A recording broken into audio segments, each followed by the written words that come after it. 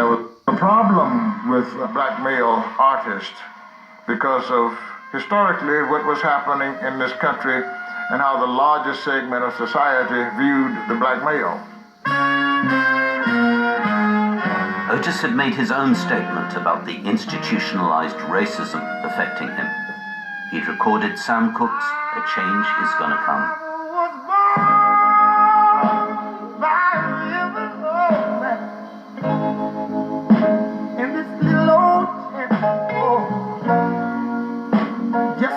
This river, I've been running ever since. It's been a long time coming, but I know, change has gotta come. Otis believed that he could do more for his race through music than he could by being out there in front of the crowd holding signs and doing the boycotts and the pickets and things like that. There were all kinds of obstacles that Otis faced in America coming from Georgia and in Georgia itself, throughout the South, the racism, the segregation, which was painful because we were hated. And we were treated like animals.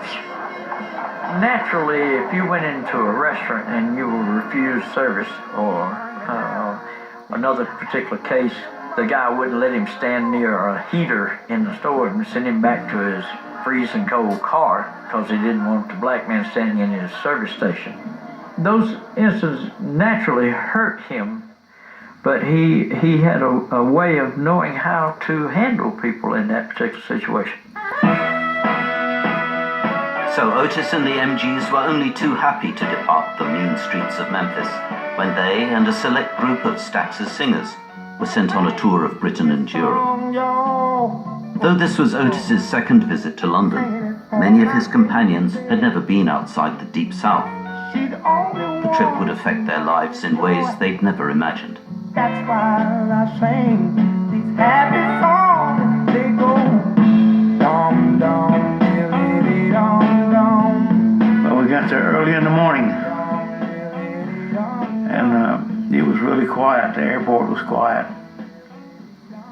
and we were trying to figure out how we were going to get to the hotel. And so we were all out on the sidewalk, and the limousines pulled up, and they said, "Oh, these are the Beatles' cars, and they're loaning them to us."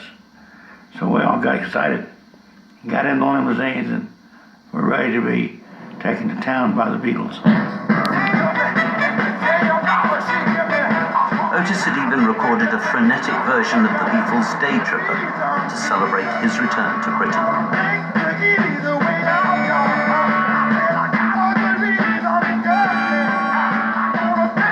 This was the first time the MG's studio band had ever gone on the road with Otis. There was no way I could have guessed that the number of people would have been there to greet us, and to greet us with such enthusiasm and such knowledge about who we were and what we'd done. It was moving.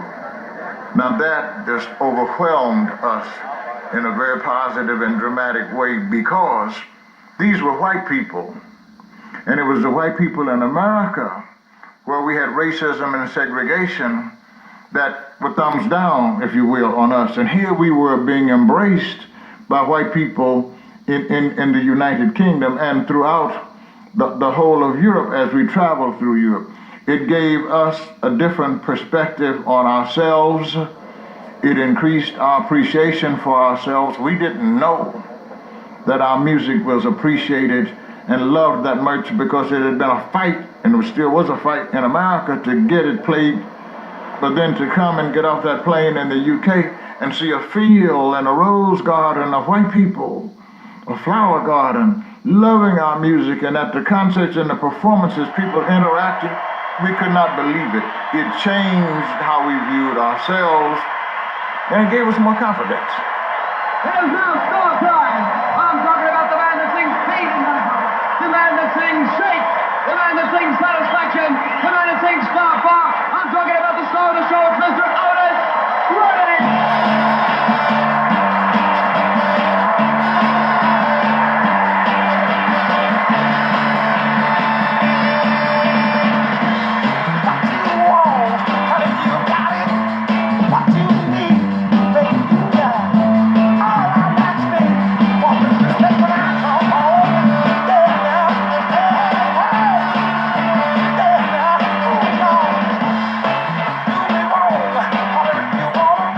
Otis was like a ball of dynamite, and he was like your friend up there, but oozing confidence, oozing love. Magical stuff. The English audiences were the most energetic, responsive crowd we had ever seen. And so we were turned on by that, you know. I mean, they got the most out of us by feeding us all that energy.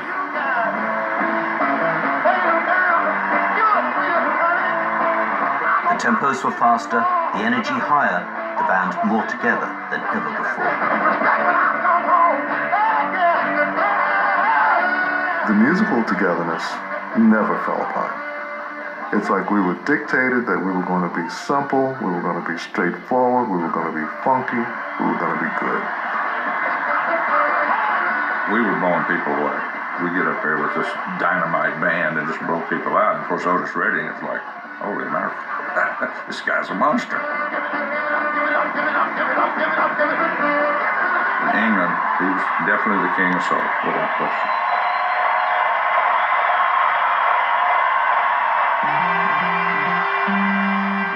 The Staxx Vault Tour introduced many of the label's top artists, all in one show. They travelled England, Wales and Scotland, often doing 2 performances a night. Otis always topped the billing. The more pressure put on him, the harder he worked. There was no relaxing, wherein we could relax because we weren't headlining. We had a lot of fun, love, fun, and crowning and carrying on.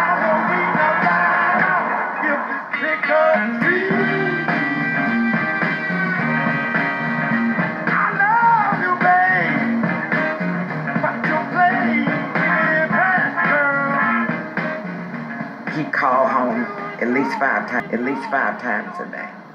I said, "Are you enjoying yourself?" And he said, "I'm having so much fun over here, but I am really, really getting a whole new audience here." And to see back then in the 60s that it was a mixed audience with blacks and whites, that just blew him away.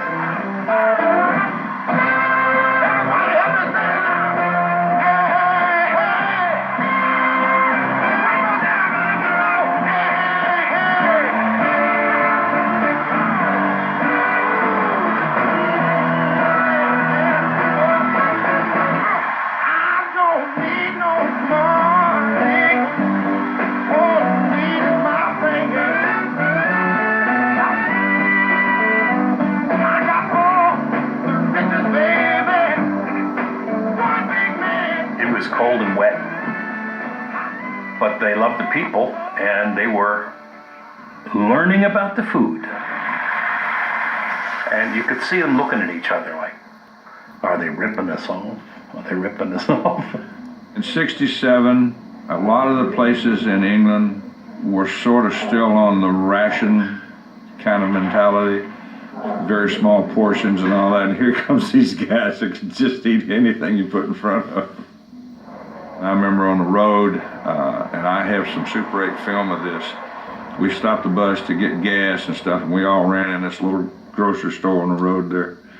And Eddie Floyd found a can of pork and beans and ran on the bus and said, "Guys, you can't have any." I never will forget that. Something so small, but so important. Come on now. Happy song. Happy song. From having to go to the back to get food or not be served at all and have different restrooms and all of that with white America, and all of a sudden you go to a country and you're interacting with 100% white people and none of that is happening. It's like you've gone to heaven. Europe changed us. It gave us another perspective on life.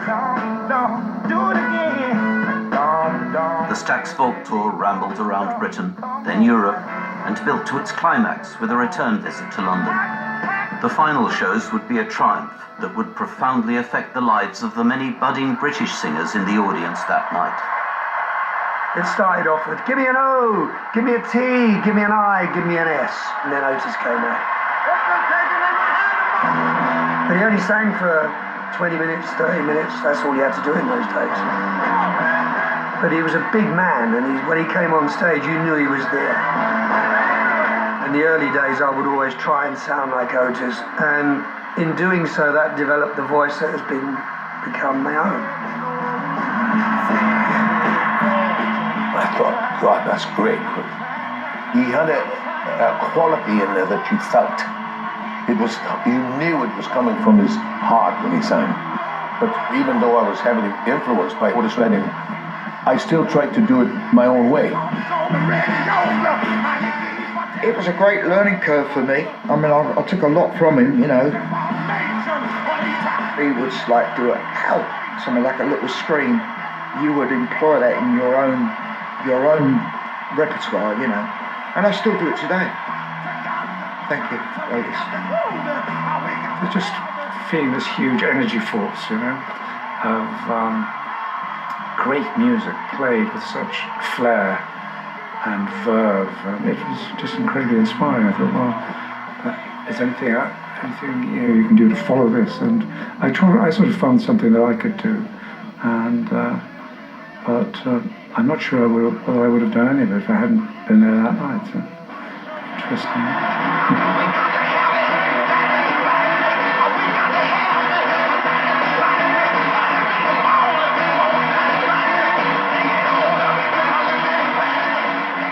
Everybody wanted to be round Otis. Everybody wanted to be part of that scene that Staxx spoke to, because it was the excitement of everything that had come up from the previous 5 years right there on stage for everybody to see.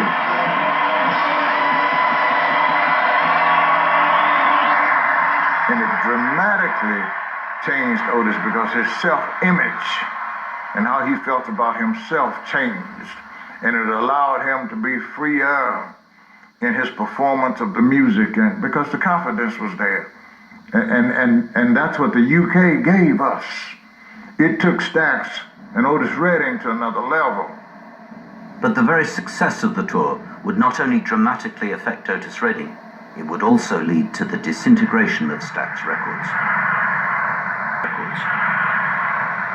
Well, we came back from Europe. We thought of ourselves differently. We were somebody in Europe. People recognized us on the street. Everybody came back a superstar. They went over there as just a struggling musician. They all came back in their heads as superstars after 17 days. That was very difficult to deal with. So we began to think of ourselves as bigger stars and, as somebody who deserved pay. What we get